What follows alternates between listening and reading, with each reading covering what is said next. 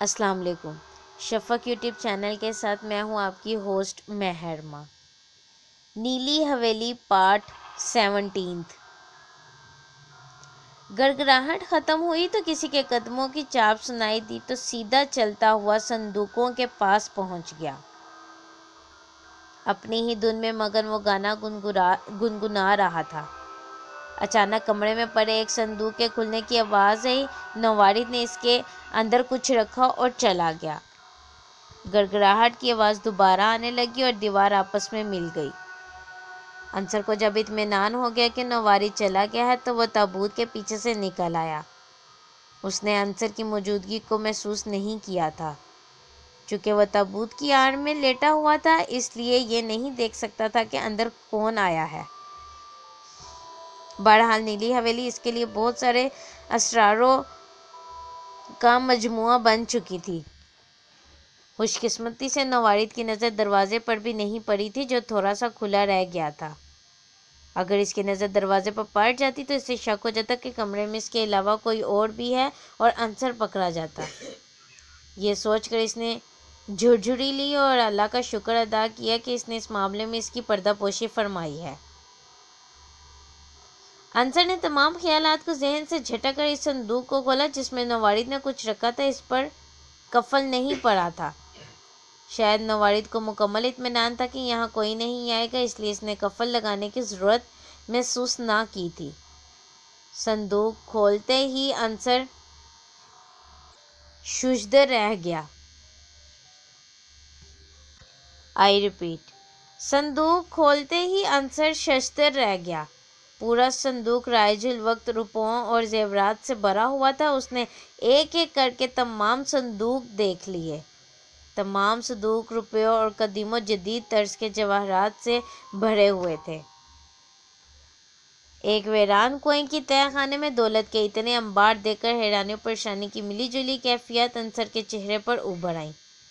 Dairy کے لحاظ سے قدیم جواہرات تو جارج فرنانڈس کے تھے جو اس نے لوٹ مار سے جمع کیے تھے، لیکن نئے ڈیزائنوں کے زیورات اور نوٹ یہاں کون جمع کر رہا تھا، اس بات نے اسے ایک نئی فکر میں مبتلا کر دیا۔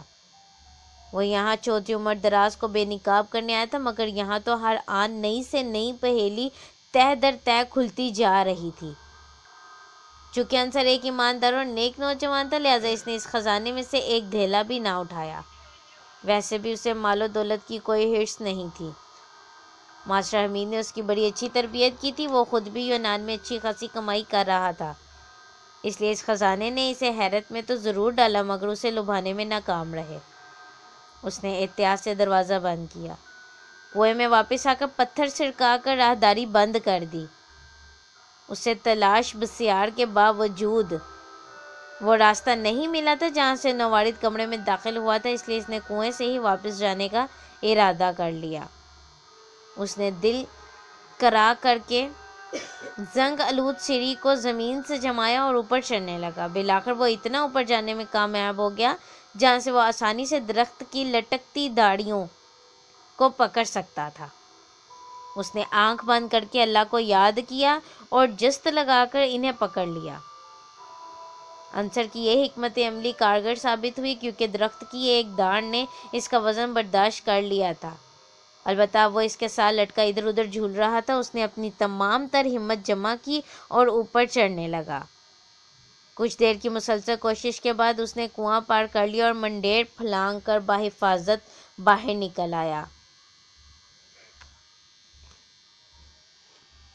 پو پھٹ چکا تھا اور آسمان کے ایک کنارے پر سرخ سی لکیر پھیلی ہوئی تھی۔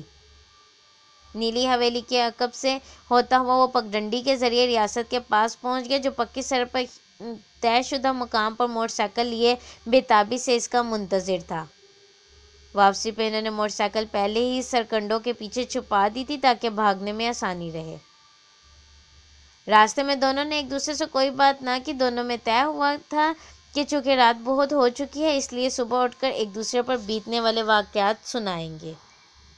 ریاست کو گھر چھوڑ کر انصر اپنے گھر چلا گیا۔ کپڑے بدلتے ہوئے اسے یاد آیا اس کا موبائل اس کی جیب میں نہیں ہے، وہ کہیں راستے میں ہی گر گیا تھا۔ رات کے اعصاب شکن ایڈونچر کے بعد انصر گھوڑے بیچ کر سو رہا تھا۔ صبح دن چڑھے اٹھا تو ماسٹر حمید اسکول جا چکے تھے۔ اماں اس وقت تہجد کی نماز پڑھ رہی تھی جب انصر لوٹا تھا، لیکن انہوں نے اس وقت اس سے اتنی دیر باہر رہنے کی وجہ پوچھنا مناسب نہ سمجھا۔ انصر غسل کر کے تازہ دم ہو کر واپس آئے تو اماں نے دسترخوان پر ناشتہ سجا دیا تھا۔ رات کو کافی دیر بعد واپس آئے، کہاں تھے؟ اماں نے پیار سے پوچھا۔ وہ اماں میں ریاست کے ساتھ تھا، انصر گھبرا کر بولا۔ کیا واقعی؟ جی اماں، آپ ریاست سے پوچھ سکتی ہیں۔ پوچھنے کی ضرورت نہیں، ریاست بہت اچھا لڑکا ہے، جب تم اس کے ساتھ ہوتے ہو تو مجھے کوئی فکر نہیں ہوتی۔ انصر نے بھی تائید میں سر ہلایا۔ اسی اثنا میں دروازے کی بیل بج اٹھی۔ انصر ناشتے میں مصروف تھا، اس لیے اماں اٹھیں اور باہر دیکھنے چلی گئیں کہ کون آیا ہے۔ تھوڑی دیر بعد واپس آئیں تو ان کے ساتھ ریاست بھی تھا۔ بڑی لمبی عمر ہے تمہاری، ابھی تمہارا ہی ذکر ہو رہا تھا، انصر اسے دیکھتے ہی بولا۔ اماں نے اسے بھی ناشتہ ڈال کر دیا اور محلے میں کسی عورت کی تماداری کا کہہ کر تھوڑی دیر میں واپس آنے کا کہہ کر چلی گئیں۔ ناشتہ کرتے ہوئے ریاست نے نوٹ کیا کہ انصر کسی گہری سوچ میں گم ہے۔ بہرحال دونوں نے اطمینان سے ناشتہ کیا۔ ناشتے سے فارغ ہو کر انصر اسے نیلی حویلی میں بدرو کے قبر میں جانے سے لے کر کنویں میں انسانی ڈھانچوں کی موجودگی، خفیہ راستے سے تہہ خانے میں جانے، کیتھرین کی حنوط شدہ لاش اور خزانہ ملنے تک تمام واقعات تفصیل سے بتاتا چلا گیا۔ ریاست منہ کھولے تمام واقعات سن رہا تھا، اسے اپنے کانوں پر یقین نہیں آ رہا تھا کہ کیا انصر جو بتا رہا ہے وہ واقعی سچ ہے۔ ایک لمحے کے لیے تو اس نے سوچ لیا کہ وہ اس کی تمام باتوں کو جھٹلا دے، کیونکہ ایسی باتیں قصے کہانیوں میں اچھی لگتی ہیں، لیکن انصر جس وثوق سے بتا رہا تھا اسے جھٹلانے میں اس کی بس کی بات نہیں تھی۔ نیلی حویلی کے اندر تو ایک الگ ہی دنیا آباد تھی، اس کی پراسراریت کی کہانیاں پہلے ہی ختم ہونے کا نام نہیں لے رہی تھیں، اب تو ان میں اور مزید اضافہ ہو گیا تھا۔ وہ ڈائری کہاں ہے؟ ریاست نے اس کی خاموش ہوتے ہی بے تابی سے پوچھا۔ انصر اپنے کمرے سے ڈائری اٹھا لایا۔ ڈائری کم از کم 150 سال پرانی تھی، اس لیے اس کے اوراق بہت بوسیدہ ہو چکے تھے، تاہم اس پر لکھی تحریر اب بھی واضح پڑھی جا سکتی تھی۔ دونوں ایک دوسرے کے ساتھ جڑ کر بیٹھ گئے اور پہلے صفحے سے ڈائری پڑھنا شروع کر دی۔ چونکہ اس میں سے کافی اوراق انصر پہلے ہی پڑھ چکا تھا، اس لیے اس کے لیے اس میں کوئی نئی بات نہیں تھی، لیکن ریاست کے لیے اس میں لکھی تمام باتیں حیرت کا سامان لیے ہوئے تھیں۔ لیکن ڈائری پڑھتے ہوئے ایک مقام ایسا بھی آیا جو انصر کی نظروں سے اوجھل رہ گیا تھا، اس لیے اس کی دلچسپی تجسس سے ایک بار پھر اود آیا تھا۔ دونوں دوست جیسے جیسے ڈائری کے صفحات پلٹ رہے تھے ویسے ویسے ان کی آنکھوں کی پتلیاں پھیلتی جا رہی تھیں۔ آگے کے صفحات میں جارج فرینڈس نے اپنی مزید کالی کرتوتوں کو بیان کیا تھا۔ اس نے بڑی تفصیل سے لکھا تھا کہ وہ اس علاقے کے دولت مند شخصیات کے بچوں کے اغوا برائے تاوان کی وارداتوں میں ملوث رہا ہے، اور جو اسے پیسے ادا نہیں کرتے تھے ان کے بچوں کو وہ بیرون ممالک بیچ دیا کرتا تھا۔ اس کا مقصد زیادہ سے زیادہ دولت کا حصول تھا، اور اس مقصد کے لیے وہ ہر جائز و ناجائز کام کرنے پر آمادہ تھا۔ انصر اور ریاست کی حیرت اس وقت آسمان کی بلندیوں کو چھونے لگی جب انہوں نے پڑھا کہ نیلی حویلی کے نیچے خفیہ راستہ بھی موجود ہے، جہاں سے وہ بچوں کی سمگلنگ نہایت آسانی سے کیا کرتا تھا۔ اس طرح کسی کو اس پر شک نہیں ہوتا تھا۔ نیلی حویلی کے نیچے خفیہ راستہ۔ ڈائری ختم ہو چکی تھی تو دونوں نے حیرت سے ایک دوسرے کی طرف دیکھا۔ یا خدا، یہ کیا ماجرا ہے؟ ریاست نے دونوں ہاتھوں سے اپنا سر تھام لیا۔ بہت ہی منحوس شخص تھا جارج فرینڈس، جبھی تو اس کی کالی کرتوتوں کی سیاہی ابھی تک ختم ہونے کا نام نہیں لے رہی۔ نیلی حویلی کے ذرے ذرے سے ابھی تک اس کی نحوست ٹپک رہی ہے۔ خفیہ راستے کے ذریعے وہ عرصہ دراز تک جرائم کرتا رہا اور کسی کو کانوں کان خبر نہ ہوئی۔ ریاست بے خیالی میں بولتا چلا گیا۔ لیکن سوچنے کی بات یہ ہے کہ ان منحوس کاموں کا سلسلہ ابھی تک جاری و ساری ہے۔ انصر سپاٹ لہجے میں بولا تو ریاست کی طرف دیکھنے لگا۔ تمہارا کہنے کا مطلب ہے جارج فرینڈس ابھی تک زندہ ہے؟ نہیں یار۔ تو کیا اس کی بدرو یہ کام کر رہی ہے؟ نہیں یار۔ انصر نے اس بار جھنجھلا کر کہا۔ تو پھر یہ کام کون کر رہا ہے؟ ریاست نے حیرانی سے پوچھا۔ چودھری عمر دراز۔ کیا؟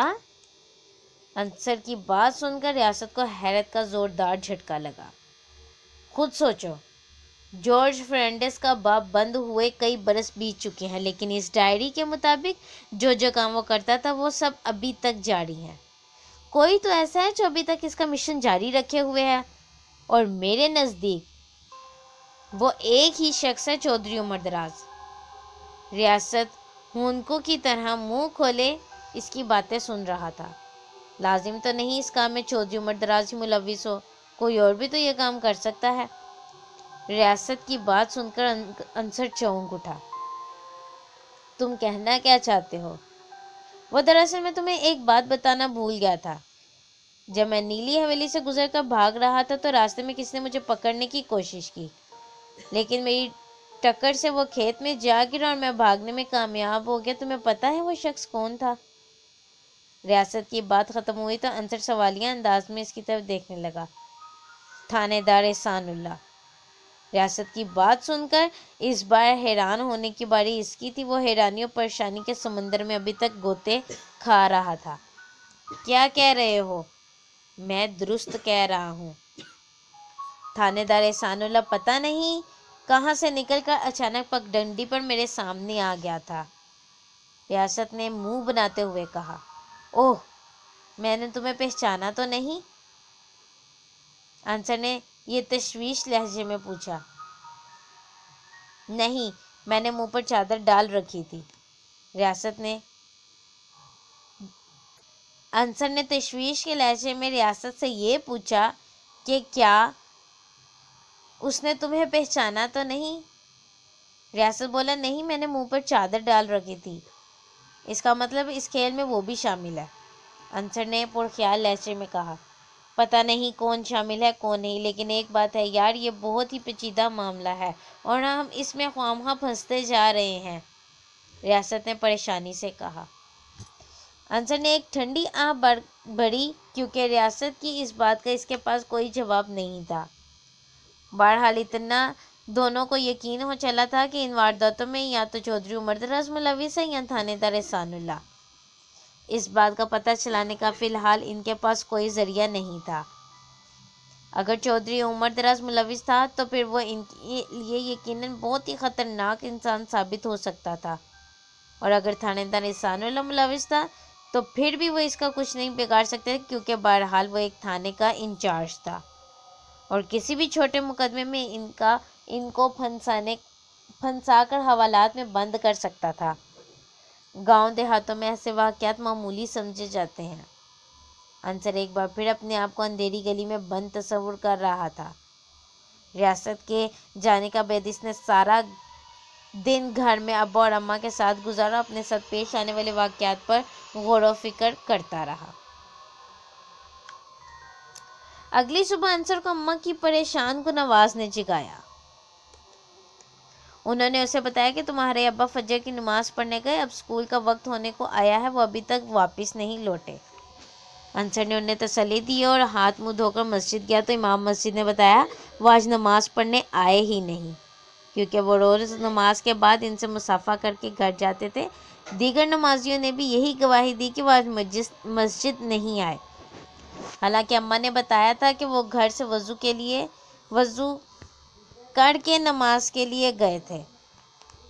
انصر اسکول گیا تو وہاں سے بھی یہی معلوم ہوا کہ وہ آج آئے ہی نہیں، جس سے اس کی پریشانی بڑھتی گئی۔ وہ ماسٹر حمید کے جاننے والے ایک آدمی کے پاس گیا، مگر وہ کہیں بھی نہیں تھے۔ شام ڈھلنے لگی۔ انصر نے گاؤں کا کونا کونا چھان مارا، مگر اسے ابا کہیں نہیں ملے۔ حیرت کی بات یہ تھی کہ کسی نے ان کو دیکھا تک نہ تھا، کسی کو کچھ پتہ بھی نہیں تھا اور نہ ہی کسی کو کچھ بتا کر گئے تھے۔ اب انصر کے پاس سوائے اس بات کے کوئی چارہ نہیں تھا کہ وہ نہ چاہتے ہوئے بھی پولیس کو رپورٹ کرے۔ اس نے فون نکالنے کے لیے جیب میں ہاتھ ڈالا تو یاد آیا فون تو پرسوں کا گم ہو چکا ہے۔ اس نے ریاست کو ساتھ لیا اور تھانے جا پہنچا۔ تھانے دار احسان اللہ ماسٹر حمید کی گمشدگی کا سن کر فوری حرکت میں آ گیا۔ اس نے چوکی فون کیا تو پتہ چلا ماسٹر حمید نام کا کوئی شخص وہاں سے نہیں گزرا۔ اس کا مطلب تھا وہ گاؤں میں ہی تھے، مگر کہاں تھے کسی کو معلوم نہ تھا۔ بہرحال تھانے دار احسان اللہ ان کے ساتھ گاؤں آیا، مختلف لوگوں کے بیانات لیے۔ انصر صاحب، آپ کو کسی پر شک تو نہیں ہے؟ تھانے دار نے پوچھا۔ جی ہے جناب، مجھے چودھری عمر دراز پر شک ہے، انصر نے بلا تاخیر کہا۔ دیکھیں انصر صاحب، نہ آپ کا چودھری عمر دراز سے کوئی خاندانی جھگڑا ہے، نہ کوئی جائیداد کا مسئلہ، تو پھر آپ ان پر الزام کیوں لگا رہے ہیں؟ سوچنے کی بات تو یہ بھی ہے کہ آپ کے والد صاحب کو اغوا کر کے انہیں کیا فائدہ حاصل ہو سکتا ہے؟ تھانے دار نے کہا۔ فائدے نقصان کا مجھے نہیں پتہ، مگر مجھے جس پر شک ہے میں نے اس کا نام بتا دیا ہے، اب آپ کا کام ہے تفتیش کرنا۔ ہماری اس کے علاوہ اور کسی سے کشمکش نہیں ہے، انصر نے تن کر جواب دیا۔ یعنی اس نے اکڑ اور غرور سے جواب دیا۔ نیلی حویلی کا قصہ ابھی جاری و ساری ہے۔ انصر کے والد صاحب کہاں گم ہو گئے تھے؟ آخر اس نیلی حویلی میں ایسا کیا تھا جس کے بارے میں کسی کو نہیں معلوم تھا؟ جاننے کے لیے شفق یوٹیوب چینل کو لائک اور سبسکرائب کرنا مت بھولیں۔ شکریہ۔